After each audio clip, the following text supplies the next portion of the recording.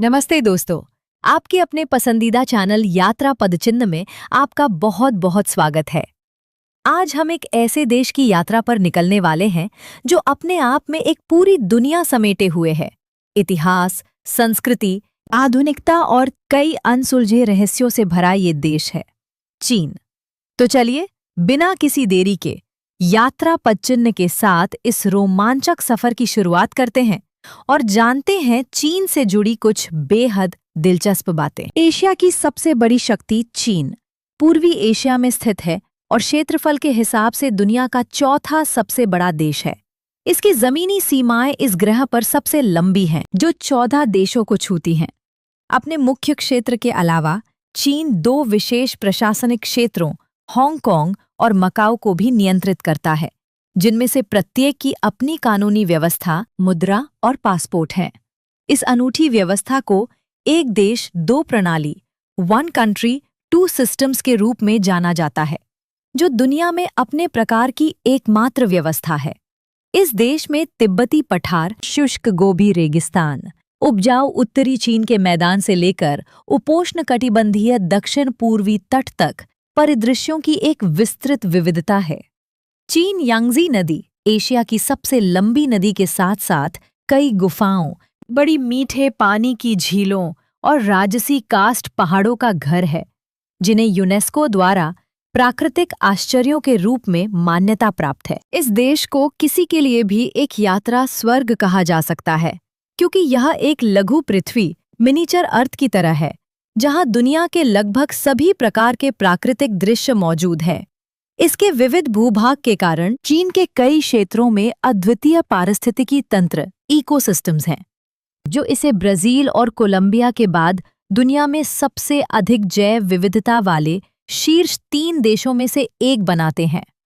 चीन में पौधों की 34,000 से अधिक प्रजातियां और जानवरों की 7,500 प्रजातियां हैं, जिनमें लगभग 1,000 स्थानिक प्रजातियां शामिल हैं, जो केवल यहीं पाई जाती हैं। सबसे प्रसिद्ध प्रतीक विशाल पांडा, दक्षिण चीन बाघ और सिचुआन सुनहरे बंदर हैं। एक अजीब तथ्य ये है कि चीन में कुछ जगहों पर गर्मियों और सर्दियों के बीच 50 डिग्री सेल्सियस से अधिक का तापमान अंतर होता है। तुर्पान शहर में तापमान 45 डिग्री सेल्सियस से ऊपर जा सकता है, जबकि मंगोलिया के कुछ हिस्सों में ये -40 डिग्री सेल्सियस से भी ज्यादा ठंडा हो सकता है। लेकिन दिलचस्प बात यह है कि चाहे गर्मी हो या सर्दी, चीनी लोगों को पूरे साल, यहाँ तक कि गर्मियों में भी गर्म पानी पीने की आदत है, क्योंकि ये माना जाता है कि ठंडा पानी स्वास्थ्य को नुकसान पहुंचाता है। चीन ने 2026 में दुनिया के सबसे अधिक आबादी वाले देश के रूप में अपना स्थान भारत के हाथों खो दिया, लेकिन 1.4 अरब से अधिक लोगों के साथ ये पृथ्वी पर दूसरा सबसे अधिक आबादी वाला देश बना हुआ है। 92% हाँ चीनी लोगों के अलावा। चीन 55 अल्पसंख्यक जातीय समूहों का घर है, जिनमें से कई अजीब रीति रिवाजों को संरक्षित करते हैं, जैसे कि दुलोंग महिलाएं, जो कभी अपहरण से बचने के लिए अपने चेहरों पर टैटू गुदवाती थीं। दाई लोग, जो नए साल का आशीर्वाद देने के लिए पानी छिड़कते हैं। और तिब्बती लोग अपने छत पर दोस्त बनाने के समारोह, roof top friend making ceremony के साथ। चीनी चीन में आधिकारिक भाषा है। ये दुनिया भर में 1 अरब से अधिक बोलने वालों के साथ सबसे ज्यादा बोली जाने वाली भाषा है। हालांकि बहुत कम लोग जानते हैं कि मंdarin के अलावा चीन एक भाषा का स्वर्ग है, जहां 130 से अधिक अन्य भाषाएं और बोलियां हैं। केवल एक नदी द्वारा अलग किए गए कुछ क्षेत्रों में विपरीत दिशाओं में रहने वाले लोग एक दूसरे की बात भी नहीं समझ सकते हैं। यही कारण है कि चीनी टेलीविजन शो और फिल्मों में हमेशा नीचे चीनी उपशीर्षक सबटाइटल होते हैं। ये विभिन्न बोलियां बोलने के बावजूद सभी को विषय वस्तु समझने में मदद करता है। सबसे अनोखी बात यह है कि चीन दुनिया का एकमात्र देश है जो अभी भी अपनी मुख्य लेखन प्रणाली के रूप में चीनी अक्षरों कैरेक्टर्स का उपयोग करता है। कुछ अक्षरों में इतने सारे स्ट्रोक होते हैं कि चीनी लोग भी उन्हें लिखना याद नहीं रख पाते, जिससे ये ग्रह पर सीखने के लिए सबसे कठिन भाषाओं में से एक बन जाती है। नंबर 14, चीनियों ने टॉयलेट पेपर का भी आविष्कार किया। जब पश्चिम के लोग अभी भी जानवरों की खाल पहन रहे थे, रोशनी के लिए मशालों का उपयोग कर रहे थे और खुद को साफ करने के लिए पुआल या लकड़ी की छड़ियों का उपयोग कर रहे थे, तब पूर्व में प्राचीन चीन ने चुपचाप 4 ऐसे आविष्कार किए जिन्होंने मानव इतिहास को बदल दिया। दुनिया इन्हें 4 महान आविष्कार कहती है, जिनमें कंपास, दिशासूचक, बारूद, कागज और छपाई तकनीक शामिल है। बारूद 9वीं शताब्दी में सामने आया, जिसकी उत्पत्ति ताओवादी कीमियागरों एल्केमिस्ट्स के एक आकस्मिक प्रयोग से हुई जो अमरता का अमृत खोजने की कोशिश कर रहे थे। उन्होंने चारकोल, सल्फर और सॉल्ट पीटर को मिलाया और पाया कि यह मिश्रण फट सकता है। पहले बारूद का उपयोग केवल अनुष्ठानों के लिए आतिशबाजी बनाने के लिए किया जाता था। बाद में इसे सेना में लागू किया गया, लेकिन चीन के भीतर एक सीमित पैमाने पर। यूरोप में इस्लामी दुनिया में फैलने के बाद ही बारूद वास्तव में एक मील का पत्थर बन गया, जिसने युद्ध और राष्ट्रीय शक्ति में गहरे बदलावों को चिह्नित किया। कंपास का आविष्कार प्राकृतिक अवलोकन के आधार पर किया गया था, जब प्राचीन चीनियों ने देखा कि लोडस्टोन, चुंबकीय पत्थर, हमेशा एक दिशा की ओर इशारा करता है। प्रारंभ में इसका उपयोग भाग्य बताने वालों द्वारा फेंग शुई की जांच के लिए दिशा खोजने के लिए एक प्लेट पर चुंबकीय चम्मच रखकर किया जाता था। यह उत्तरी सोंग राजवंश के दौरान 11वीं शताब्दी तक नहीं था कि चीनियों ने इस उपकरण को स्वतंत्र रूप से घूमने वाली चुंबकीय सुई में सुधार किया और पहली बार इसे नेविगेशन में लागू किया। इसके कारण चीन ने दक्षिण पूर्व एशिया, हिंद महासागर और यहाँ तक कि पूर्वी अफ्रीका तक समुद्री व्यापार का विस्तार किया। जब कंपास को यूरोप में लाया गया तो यह जल्दी ही भौगोलिक अन्वेषण और औपनिवेशिक युग का मार्ग प्रशस्त करने वाले मूलभूत उपकरणों में से एक बन गया। इस बीच कागज और छपाई तकनीक का ज्ञान फैलाने पर सीधा प्रभाव पड़ा। कागज से पहले चीनी लोग बांस की पर्चियों, रेशम या लकड़ी पर लिखते थे, जो भारी और महंगे होते थे। 105 ईस्वी में हान राजवंश के एक हिजड़े काई लुन ने पेड़ की छाल, पुराने मछली पकड़ने के जाल और लत्ता को पीसकर पहला कागज बनाया था। ये हल्का, उत्पादन में आसान और कम लागत वाला था, जिसने प्रशासन, पत्राचार और शिक्षा में पारंपरिक सामग्रियों को जल्दी से बदल दिया। 700 साल से अधिक समय बाद वुड ब्लॉक प्रिंटिंग सामने आई, जिससे तेजी से पाठ दोहराव, टेक्स्ट डुप्लीकेशन संभव हुआ। 11वीं शताब्दी तक चीन ने मूवेबल टाइप प्रिंटिंग का भी आविष्कार किया, एक ऐसी सफलता जिसे यूरोप सदियों बाद ही हासिल कर पाएगा। जब यूरोप अभी भी हाथ से बाइबल की नकल कर रहा था, तब नागरिक परीक्षाओं, शिक्षा और विचारों के प्रसार के लिए चीन में हजारों किताबें पहले ही छापी जा रही थीं। इन 4 प्रसिद्ध आविष्कारों के अलावा प्राचीन चीन ने कई आधुनिक लोगों के लिए एक कम ज्ञात लेकिन आश्चर्यजनक योगदान छोड़ा। Toilet paper. 6ठी शताब्दी के रिकॉर्ड बताते हैं कि विद्वान सफाई के लिए लिखे हुए कागज का उपयोग नहीं करते थे, जो दर्शाता है कि टॉयलेट पेपर पहले से ही एक आम वस्तु थी। 14वीं शताब्दी में युआन राजवंश तक टॉयलेट पेपर का शाही महल में उपयोग के लिए बड़े पैमाने पर उत्पादन भी किया जाने लगा था। इस बीच यूरोप में सदियों बाद लोग अभी भी व्यक्तिगत स्वच्छता के लिए सूखी घास, सीपियों, शेल्स, कपड़े के टुकड़े या लकड़ी की छड़ियों का उपयोग कर रहे थे। आपको कौन सा आविष्कार सबसे महत्वपूर्ण लगता है? कृपया नीचे अपनी राय कमेंट करें। नंबर 13, चीनी महिलाएं। खूबसूरत, आत्मविश्वासी और स्वतंत्र। चीनी महिलाओं को लंबे समय से पारंपरिक पूर्वी सुंदरता के विशिष्ट मॉडल के रूप में सराहा गया है। उनमें से अधिकांश की त्वचा गोरी, सामंजस्यपूर्ण विशेषताओं वाले नाजुक चेहरे, चमकदार काली आंखें, छोटे आकर्षक होठ और एक ऐसी आभा होती है जो कोमल और बुद्धिमान दोनों है। हालांकि जिनजियांग को शामिल किए बिना चीनी सुंदरता का उल्लेख करना अधूरा होगा। इस क्षेत्र को अरबों की आबादी वाले इस देश में सुंदरियों का पालना माना जाता है, जहां लड़कियों का एक अनोखा मिश्रित पश्चिमी रूप, गोरी और गुलाबी त्वचा, गहरी आंखें ऊंची नाक, कोणीय चेहरे और एक गर्वित रहस्यमयी आभा होती है।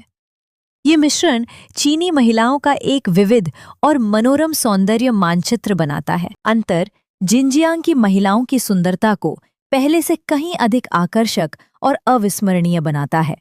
यदि आप वहां की लड़कियों के जीवन, संस्कृति और सुंदरता के बारे में जानने के लिए उत्सुक हैं, तो कमेंट में एक लिखें। हम इस भूमि के बारे में कई दिलचस्प बातें साझा करना जारी रखेंगे, जिसे चीन की सुंदरियों का स्वर्ग कहा जाता है। अब आइए सामान्य रूप से चीनी महिलाओं के व्यक्तित्व की ओर बढ़ते हैं। अधिकांश चीनी महिलाएं कोमल, नाजुक, दूसरों की देखभाल करने वाली होती हैं और परिवार को बहुत महत्व देती हैं।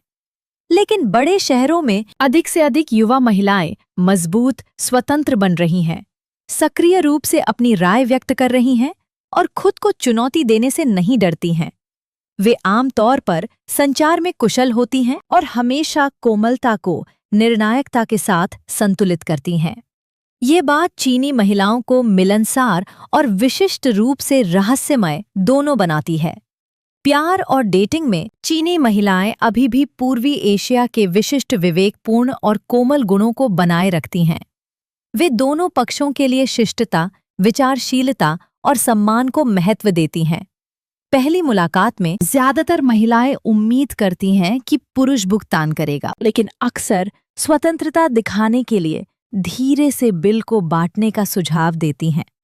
जिन उपहारों को वे संजोती हैं, वे अक्सर छोटे लेकिन विचारशील होते हैं, जैसे एक अच्छी किताब, घर का बना खाना या सार्थक स्मृति चिन्ह। आधुनिक जीवन की गति के साथ शंघाई और बीजिंग जैसे बड़े शहरों में ऐप्स के माध्यम से डेटिंग लोकप्रिय हो गई है। तान, मोमो और बेहे जैसे प्लेटफॉर्म्स लाखों युवा महिलाओं को आकर्षित करते हैं, जिनमें ज्यादातर 20 से 35 वर्ष की आयु की होती हैं।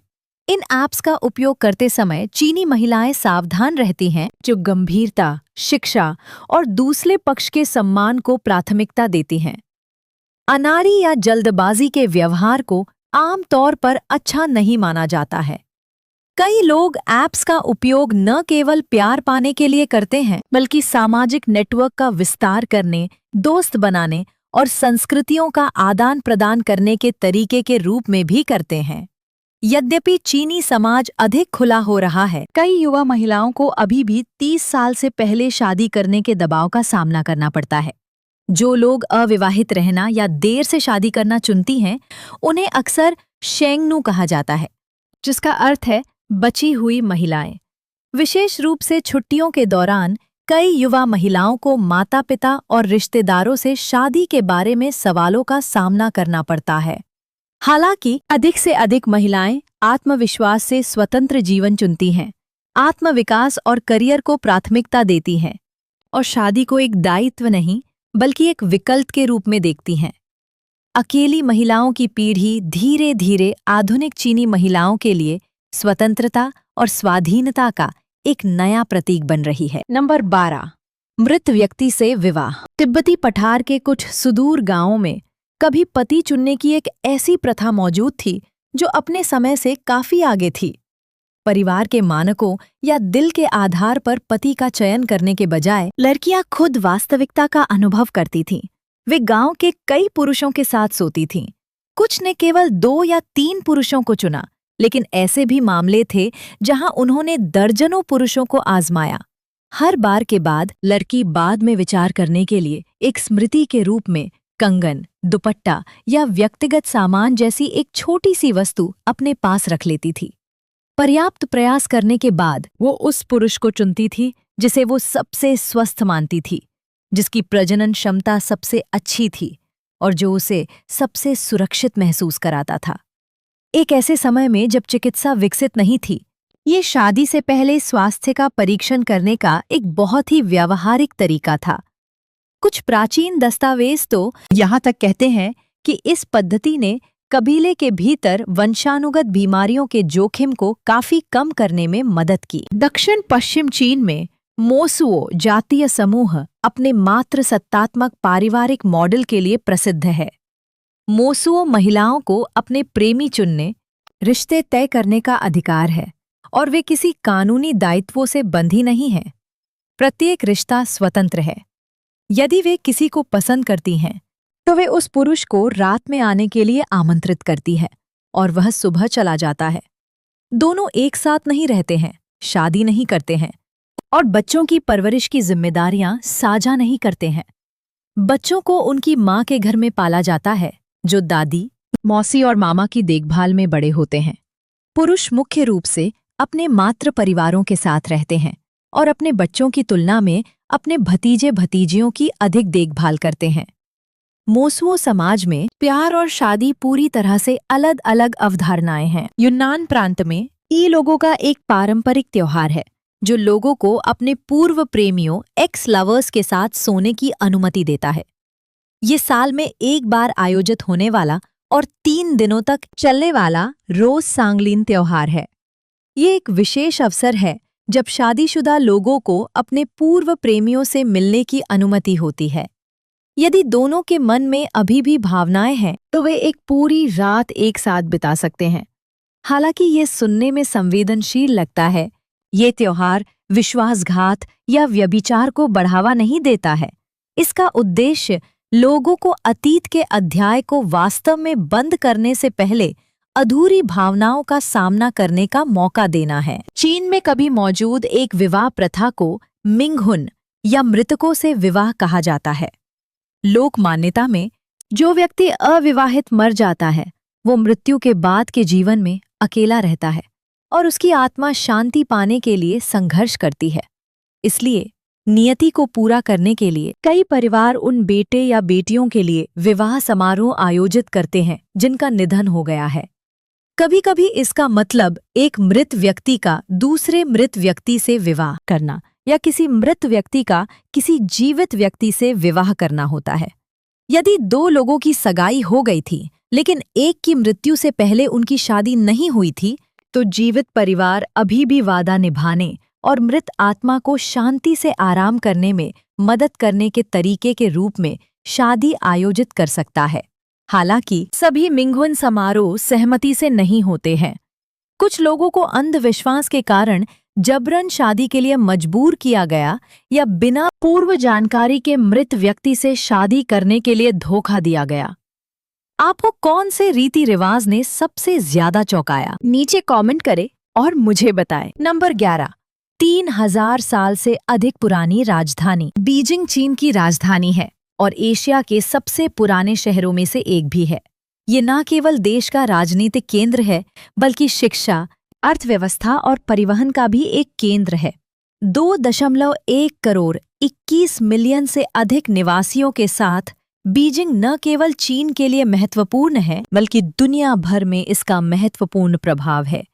शहर का इतिहास 3000 से अधिक वर्षों का है और इसने युआन, मिंग और किंग जैसे कई प्रसिद्ध राजवंशों की राजधानी के रूप में कार्य किया है। इसलिए आज बीजिंग का दौरा करने पर कोई भी आसानी से सामंती युग के मजबूत निशान वाली इमारतों को देख सकता है। एक प्रमुख उदाहरण फॉरबिडन सिटी है, जो दुनिया का सबसे बड़ा बचा हुआ शाही महल है।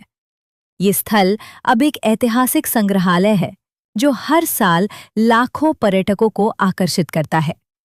इसके पास ही Tiananmen square, summer palace, great wall, temple of heaven और यूनेस्को द्वारा विश्व सांस्कृतिक विरासत के रूप में मान्यता प्राप्त कई अन्य स्थल हैं। अपनी प्राचीन सुंदरता के अलावा बीजिंग अपनी आधुनिकता और विकास के उल्लेखनीय पैमाने से दुनिया को प्रभावित करता है।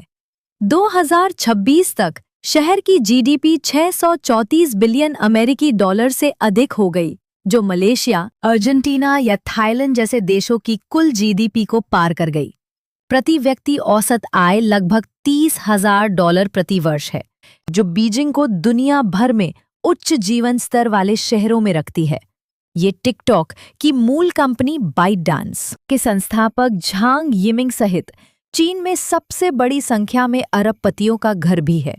न केवल एक आर्थिक केंद्र, बल्कि बीजिंग चीन का शैक्षिक केंद्र भी है, जो देश के 2 सबसे प्रतिष्ठित और विश्व अग्रणी विश्वविद्यालयों, पेकिंग विश्वविद्यालय और सिंघुआ विश्वविद्यालय की मेजबानी करता है। बीजिंग का बुनियादी ढांचा भी प्रभावशाली है, विशेष रूप से इसकी मेट्रो प्रणाली, जो 800 किलोमीटर से अधिक लंबी है और रोजाना 1 करोड़ 10 मिलियन से अधिक यात्रियों को सेवा प्रदान करती है। इसके अलावा हाई स्पीड ट्रेनें बीजिंग को तियानजिन से मात्र 30 मिनट में जोड़ती हैं। बीजिंग दुनिया का पहला और एकमात्र शहर है जिसने ग्रीष्मकालीन और शीतकालीन ओलंपिक दोनों की मेजबानी की है। इन दो घटनाओं से जुड़ा बर्ड्स नेस्ट स्टेडियम है, जिसकी आकर्षक वास्तुकला शहर के ठीक केंद्र में स्थित है। 2008 में पूरा हुआ इस स्टेडियम में एक विशाल पक्षी के घोंसले की तरह एक दूसरे को काटते हुए स्टील बीम के साथ एक अनूठा डिजाइन है। ये न केवल अंतर्राष्ट्रीय खेल आयोजनों का स्थान है, बल्कि आधुनिक सौंदर्य शास्त्र और उन्नत इंजीनियरिंग के संयोजन वाली अपनी प्रभावशाली वास्तुकला के लिए सराहा जाने वाला एक प्रसिद्ध पर्यटन स्थल भी है। इन कारकों के अलावा बीजिंग में एक विशिष्ट पारंपरिक प्रदर्शन कला के रूप में पेकिंग ओपेरा के साथ एक अद्वितीय सांस्कृतिक अघन पारिस्थितिकी तंत्र है। पेकिंग ओपेरा अतीत में शाही दरबार के प्रदर्शनों में बहुत लोकप्रिय था। यह कला रूप गायन, नृत्य, अभिनय और मार्शल आर्ट को जोड़ती है, जिसमें विशिष्ट प्रदर्शन शैलियां और रंगीन वेशभूषा शामिल है। आज भी पेकिंग ओपेरा प्रमुख थिएटरों में प्रदर्शित किया जाता है, जो कला प्रेमियों की सेवा करता है और चीनी जीवन में सैकड़ों वर्षों से मौजूद सांस्कृतिक विरासत को संरक्षित करने में मदद करता है। नंबर 10, वो शहर जो कभी नहीं सोता। बीजिंग में रात आराम करने का समय नहीं है, बल्कि जीवन की एक अलग लय की शुरुआत है। ये अधिक जीवंत, अधिक भीड़-भाड़ वाला और दिन के समय से पूरी तरह अलग हो जाता है। रात 10 बजे के बाद होहाय और डोंगजिमेन जैसे क्षेत्र उन लोगों की भीड़ का स्वागत करना शुरू कर देते हैं जो खाने, मौज मस्ती करने, टहलने या दोस्तों के साथ इकट्ठा होने आते हैं। फुटपाथों पर फूड स्ट्रीट खचाखच भर जाती हैं, बार, लाउंज और दुकानें जो पूरी रात खुली रहती हैं। काम के एक दिन के बाद धीरे धीरे शहर के निवासियों के लिए सामाजिक केंद्रों में बदल जाती हैं। कई सड़कों पर माहौल व्यस्त समय रश आवर से भी अधिक व्यस्त होता है। बीजिंग की नाइट लाइफ को जो बात खास बनाती है वो ये है कि ये गतिविधियां न केवल मौजूद है, बल्कि एक विशिष्ट सांस्कृतिक जीवन शैली के रूप में आयोजित की जाती हैं, जिनमें ऐसे रूप होते हैं जो केवल अंधेरा होने के बाद दिखाई देते हैं। सीजीवी और वोंडा जैसी श्रृंखलाएं नियमित रूप से हर रात देर से शो चलाती हैं और सिनेमा घर रात 11 बजे से 1:00 बजे के बीच सबसे व्यस्त होते हैं। चाओयांग और डोंगचेंग जिलों में कराओके बार अक्सर सुबह 3 या 4 बजे तक पूरी तरह से बुक रहते हैं, खासकर सप्ताहांत पर। पीपल्स पार्क और टेम्पल ऑफ हेवन जैसे बड़े पार्कों में दर्जनों स्क्वायर दान समूह देर रात तक अभ्यास करते हैं, जो कलाकारों और दर्शकों दोनों को आकर्षित करते हैं। पंजिया युआन जैसे कुछ रात के बाजार केवल खरीदने और बेचने के स्थान नहीं हैं, बल्कि ऐसे स्थान हैं जहां चित्रों, प्राचीन वस्तुओं और कला के संग्रहकर्ता भोर तक आदान प्रदान और चर्चा करने के लिए इकट्ठा होते हैं। बीजिंग की नाइट लाइफ का दिल इसका भोजन बना हुआ है, जहां ऐसी सड़कें हैं जहां रेस्तरां आधी रात के बाद ही व्यस्त होते हैं। गोस्ट स्ट्रीट पर सैकड़ों भोजनालय सुबह 3 या 4:00 बजे तक खुले रहते हैं, जो मसालेदार प्रस्तुति और सेवा जिससे खपत की एक श्रृंखला बनती है जो पूरी रात चलती है। 2026 से कई फूड ट्रक पार्क और चौकों के आसपास दिखाई देने लगे हैं, जो देर रात टहलने वालों के लिए पके हुए बन्स, सोया दूध और भुने हुए शकरकंद जैसे सुविधाजनक स्ट्रीट फूड की पेशकश करते हैं। विशेष रूप से बीजिंग में नाइट लाइफ केवल युवाओं के लिए नहीं है, कई अन्य समूह भी इसमें शामिल होते हैं। बुजुर्ग लोग चैट करने और नृत्य करने के लिए देर से पार्कों में इकट्ठा होते हैं। गर्मी से बचने के लिए कई परिवार गर्मियों में देर रात टहलने के लिए अपने बच्चों को ले जाते हैं। कुछ कॉस्प्ले या स्ट्रीट परफॉर्मेंस समूह पैदल यात्री सड़कों पर रात की गतिविधियां आयोजित करते हैं। लेकिन अगर आप बीजिंग की सच्ची नाइट लाइफ को और गहराई से खोजना चाहते हैं, तो आप सानलीतुन साउथ स्ट्रीट को मिस नहीं कर सकते। यहाँ आपको छिपे हुए बार मिलते हैं। लोहे के दरवाजों, तहखानों या कॉफी की दुकानों के पीछे छिपे हुए बार, जिनमें कोई साइन बोर्ड नहीं होता है, जो प्रवेश के लिए केवल रात 1 बजे के आसपास खुलते हैं। कई जगहों पर नियमित ग्राहकों या पासवर्ड की आवश्यकता होती है और फोटोग्राफी या फिल्मांकन की लगभग कभी अनुमति नहीं है। पेय और संगीत से लेकर बातचीत शैली तक प्रत्येक बार के अपने नियम हैं। कुछ स्थानों पर कोई मेनू नहीं होता है, जो हर रात केवल एक कॉकटेल परोसते हैं या मेहमानों के लिए बेतरतीब ढंग से पेय मिलाते हैं। अन्य में पूर्व सूचना के बिना हर रात एक अलग यादृच्छिक संगीत विषय होता है। क्या आप बीजिंग में दिलचस्प छिपे हुए बार या लोकप्रिय रात के हैंगआउट के बारे में अधिक जानना चाहते हैं? यदि हाँ, तो कमेंट में नंबर 10 लिखें और हम उन्हें आपके सामने प्रकट करेंगे। नंबर 9, चीन में भिखारी पैसे मांगने के लिए QR कोड का उपयोग करते हैं। चीन में दैनिक जीवन से नकद लगभग गायब हो गया है। शहरों से लेकर ग्रामीण इलाकों तक लोग अब नगद या क्रेडिट कार्ड का उपयोग नहीं करते हैं। खाने और खरीदारी से लेकर राइड बुक करने तक के अधिकांश लेनदेन अलीपे या वीचैट पे के माध्यम है से फोन पर QR कोड को स्कैन करके किए जाते हैं। यहाँ तक कि भिखारी भी पैसे प्राप्त करने के लिए अपनी छाती पर QR कोड लटकाते हैं या पास में बोर्ड रखते हैं। कई विदेशी आगंतुकों के लिए यह न केवल एक सांस्कृतिक झटका है, बल्कि एक वास्तविक बाधा भी है। बटुए या अंतर्राष्ट्रीय क्रेडिट कार्ड बेकार हो जाते हैं। आपको स्थानीय भुगतान ऐप की आदत डालनी होगी या किसी गर्म दिन में पानी की बोतल खरीदना भी बहुत मुश्किल हो जाएगा। कुछ अधिक आधुनिक स्थानों में आपको अपना चेहरा छोड़कर कुछ भी ले जाने की आवश्यकता नहीं है। शॉपिंग मॉल, रेस्तरां और वेंडिंग मशीनों में भुगतान के लिए फेशियल रिकग्निशन तकनीक का उपयोग किया जाता है। एक बार जब सिस्टम आपको खाता धारक के रूप में सत्यापित कर लेता है, तो बिल बिना किसी अन्य कार्रवाई के स्वचालित रूप से कट जाता है। हालांकि ये तकनीक केवल भुगतान के लिए नहीं है, बल्कि दुनिया की सबसे बड़ी निगरानी प्रणाली का भी हिस्सा है। चीन में 50 करोड़ से अधिक सुरक्षा कैमरे हैं और शेंजन और चॉन्किंग जैसे शहरों को पृथ्वी पर सबसे बारीकी से निगरानी किए जाने वाले स्थानों में माना जाता है। ये सिस्टम चेहरों को पहचानने, व्यवहार को ट्रैक करने, यातायात उल्लंघन का पता लगाने, अनुचित कचरा निपटान या चोरों को सत्यापित करने के लिए आर्टिफिशियल इंटेलिजेंस AI का उपयोग करता है। चीनी लोगों के लिए ये सुरक्षा और प्रभावी शहरी प्रबंधन सुनिश्चित करने का एक उपकरण है। लेकिन कई विदेशियों के लिए हर जगह देखे जाने की भावना असहज हो सकती है। इसके अलावा चीन दुनिया के सबसे आधुनिक परिवहन नेटवर्क में से एक का मालिक है, विशेष रूप से हाई स्पीड रेल का। 45,000 किलोमीटर से अधिक की कुल लंबाई के साथ ये प्रणाली हवाई जहाज़ों की तुलना में तेजी से यात्रा करने की अनुमति देती है। बीजिंग से शंघाई तक की ट्रेन में केवल लगभग 4 घंटे लगते हैं, जो साफ अंदरूनी हिस्सों, पूर्ण वाईफाई और बिजनेस क्लास कैबिन जैसी सेवाओं के साथ समय पर बिल्कुल सटीक चलती है। बीजिंग, शंघाई और ग्वांगजू जैसे बड़े शहरों में मेट्रो सिस्टम भी प्रभावित करते हैं। कई लोग अपनी आधुनिकता के लिए उन्हें भूमिगत हवाई अड्डे कहते हैं। इलेक्ट्रॉनिक बोर्ड, एयर कंडीशनिंग, प्रकाश व्यवस्था, लिफ्ट और एस्केलेटर से लेकर लगभग बिना किसी देरी या भीड़भाड़ के सब कुछ सुचारू रूप से चलता है। चीन एलिवेटेड ट्रेनें भी विकसित कर रहा है और प्रमुख शहरों को जोड़ने वाले दसियों किलोमीटर लंबे समुद्री पुल बना रहा है। इस विकास की गति के साथ शायद कुछ ही वर्षों में पूरी दुनिया को चीन से सीखना होगा कि सड़कें कैसे बनाई जाएं और तकनीक कैसे विकसित की जाए। नंबर 8, दुनिया का सबसे बड़ा चाय उत्पादक देश। चीन चाय संस्कृति का जन्मस्थान है और चाय उत्पादन में दुनिया की महाशक्ति भी है।